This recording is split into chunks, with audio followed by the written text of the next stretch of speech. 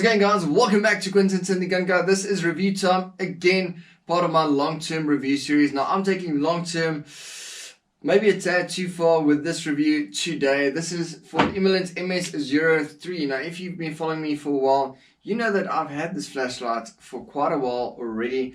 I think it's going on about 9 months now, which means that it's a proper long-term review. I've lived with this and gotten to know this, and I absolutely love it. This is the Imalent, and Imalent is probably one of my, it's probably my favorite flashlight brands out there, just because of it being an underdog. There's so much technology that goes into their flashlights, technology and planning, but very few people know about them. I've got quite a few flashlights of them. My first ever flashlight review, or a flashlight that someone sent me to review, sent by Torch SA. This is also sent to me by Torch SA, so thanks so much, Henry Beeman. Anyway, it was the LD70, so that's a little green one. I'll show you in the closer shot now. Since then, it's been one of my favorite flashlight brands. So much technology. User interface is really easy to master, and if you know the one flashlight, is going to carry you through to other flashlights as well. So staying within the same brand is going to be beneficial in this case, because they keep the same type of user interface with these flashlights. Now, some of the websites claim that this is a tactical flashlight. What I respect about Torch SA is nowhere on their website where they describe this flashlight will you see that they describe it as a tactical flashlight. Now the problem with a tactical flashlight is that you expect a certain degree of features and a certain degree of quality. Not just quality, because this is a quality flashlight, but it needs to be tough. So quality in a tough scenario, which means that if this was described as a tactical flashlight, I would have tried to kill this. If you've seen some of my other reviews of the tactical flashlights, like the BT18 Pro, like the T11R, I really put them through their paces, because being a tactical flashlight means that you are in an environment that you really need it, and you need it to function properly the whole time. Doesn't matter what scenario it goes through. If you are hitting something, if you drop it, it needs to take a beating and still keep going for you to be able to complete your mission set. Whatever your mission set is, maybe it's just to get through your day, maybe it's to apprehend a suspect, maybe it's even worse than that, in whatever environment that you find yourself. Now, this review took so long because this is a bit of an interesting flashlight for me. This doesn't really fit into my theme that I go for in my YouTube channel. So within my YouTube channel, I've got a few different routes that I go with regards to flashlights. Now the first one is everyday carry, so carrying it on your person. The next one is just using it in a hunting scenario, so if you use it on a hunting rifle or anything like that, which gets me also to weapon mounted light as well. So that's the three parts that it goes through: is everyday carry, mounted flashlights, and then for hunting purposes. So it could be a crossover between hunting flashlights and then just spotting, anything like that. So where this doesn't really fall into any of those categories. Too big to everyday carry, does have a pocket clip, doesn't mean very much, and then it doesn't really fit into the box of being a mountable flashlight for a firearm. You probably can, but I wouldn't really recommend it. I'm not sure if it can take that constant beating of the recoil, and then also it's a bit bulky for that. I want something that's a little bit more streamlined for mounting on my firearms. Now moving on to the hunting part, I'll say that this might be suitable, slightly better for this, but the problem is that there's 3 LEDs. It's a multiple LED flashlight. So what that means is that you'll never get a focused beam. There's no single light source to focus. There's 3 light sources. So usually with hunting, you want to spot something or see something that's a bit further away, or you might want to use it up close. But usually something further away, so you want something with a bigger hotspot and not so much a thrower. But this is the highest candela flashlight that I own. This is 13,000 lumens, which is absolutely ridiculous. Over 2,600 candelas. So, 26,000 candelas. Sorry about that. That's a big difference. Over 26,000 candelas. So this is an absolute beast. But let's go through some more specs and have a closer look at my close-up table. Now let's have a closer look at the basic construction and any features with this flashlight. Aircraft grade aluminium, as you would expect from any quality flashlight. Hard anodized, so it's got a solid coating. Multiple LEDs, as we stated already. There's 3 LEDs. It's not a really deep reflector, so that's usually a good indication if it's going to have a proper hotspot or not, or if it's just going to be a thrower. But this having 3 LEDs means that it's going to just emit light in that direction. That meaning just there. I compared this to the LD70. As you can see, there's a bit of a size difference with these little flashlights, but this is still a quality flashlight. Absolutely love it. Also looks space age like you would expect from Imalent flashlights. Single button user interface, which means that these two are actually very closely related. If you know the settings of this one, you know the settings of this one. Very, very easy to control. Single button user interface, as we stated. It has a memory function. Click it, it goes on. There we have the green light, which means that it's fully charged.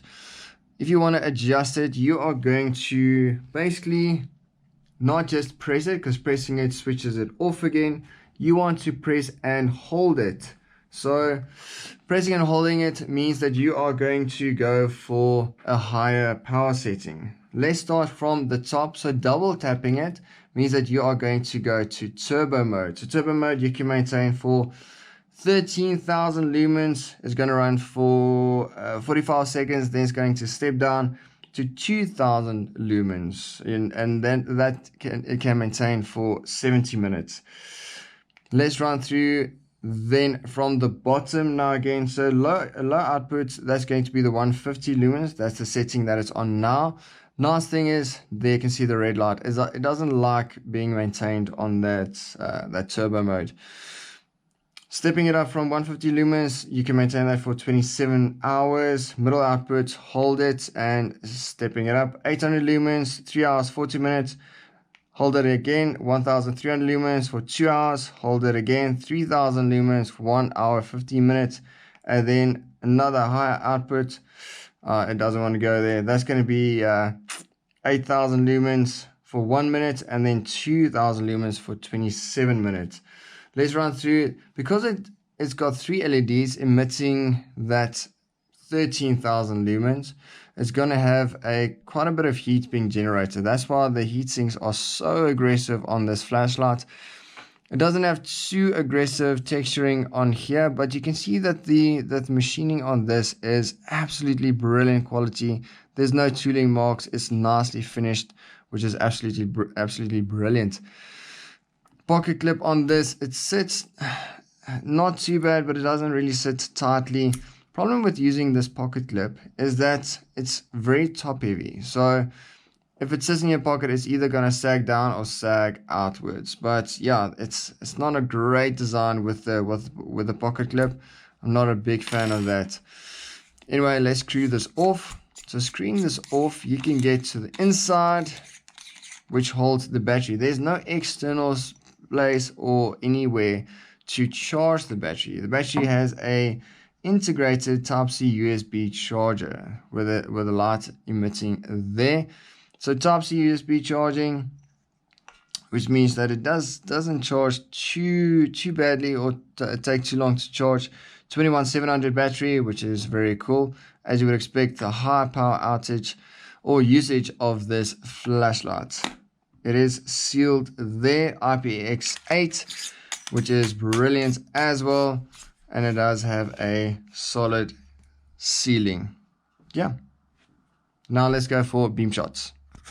This battery has been recharged. This is 150 lumens, 800 lumens, 1,300 lumens, 3,000 lumens, and 8,000 lumens. Double tap, that's going to put it up to 13,000 lumens. Let's go for the 25 meter mark. Now there on the furthest wall, that's 25 meters. As you can see on the house, on the trees, everywhere, that's how much throw this thing has. This is on the 8,000 lumens. Bump it up 13,000. That's like daylight. Insanity. And those were the beam shots. So as you've seen, that this falls into the searchlight category, emitting quite a bit of light. So it means that you can identify quite a lot. The problem usually comes in with a very focused beam is that you lose detail. You lose detail and you lose coloring because of the light washing out a lot of the detail of your specific subject that you are shining the light on. Now you don't have the same problem here because it doesn't have a hotspot. It just emits light, much like the smaller brother. It doesn't have a focus beam, it's just light that it emits, which is absolutely brilliant for a searchlight type of usage for this. Absolutely solid construction, 1.5 meter drop tested, which is actually quite impressive with a as big a size lens as this one has. Packaging is one of the coolest things about Imalent as well. They really do go the extra mile with quality packaging. How cool is that? It just screams quality. With a blue that's there. I don't know if you can see it on camera. Yeah, you can. Really nice. MS03. So the 03 probably stands for 3 LEDs. It's a Cree LED system, or brand XHP70. So these are really nice LEDs, nice and solid and bright as well, emitting 13,000 lumens. Range on this beam, it says 324 meters that it actually throws out.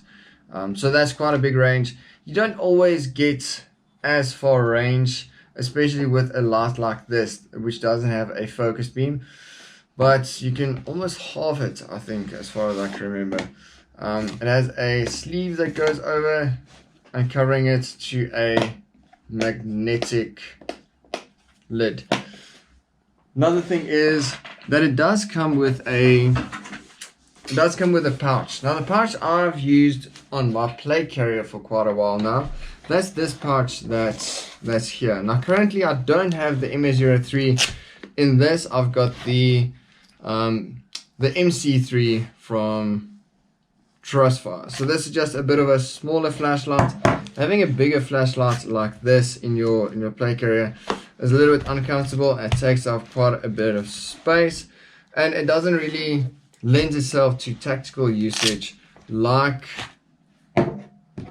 this one does, the MC3 from Trustfire. Not entirely tactical either, but a bit of a better application than the MS03. I'm sure if I want to hit someone with that, I can, and it's still going to survive. I'm not too sure about this. Now, if you guys want me to torture test it, I will. So hit me up in the comment section if you want to see me put it through the same kind of beating like I did with the T11R and the Brennite PT18 Pro. Retail price on this is 2,999 Rand from Torch SA. If you want to support the channel, you can go to the affiliate link in the description. You can open up that, and it's going to take you to the Torch SA website. And no cost to you. You can just go there, and it's going to let Henry know, and I might get a bit of money back from that purchase. Maybe small amount. Anyway, guys. Tell me what you think about the Imalent brand. Do you know the Imalent brand? I think you should know it, especially if you are in South Africa. They are building up momentum now.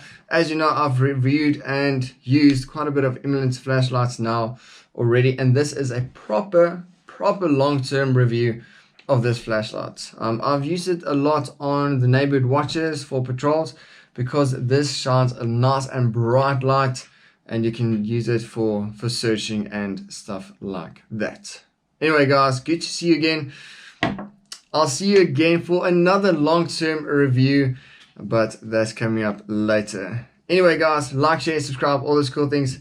See you later. Cheers.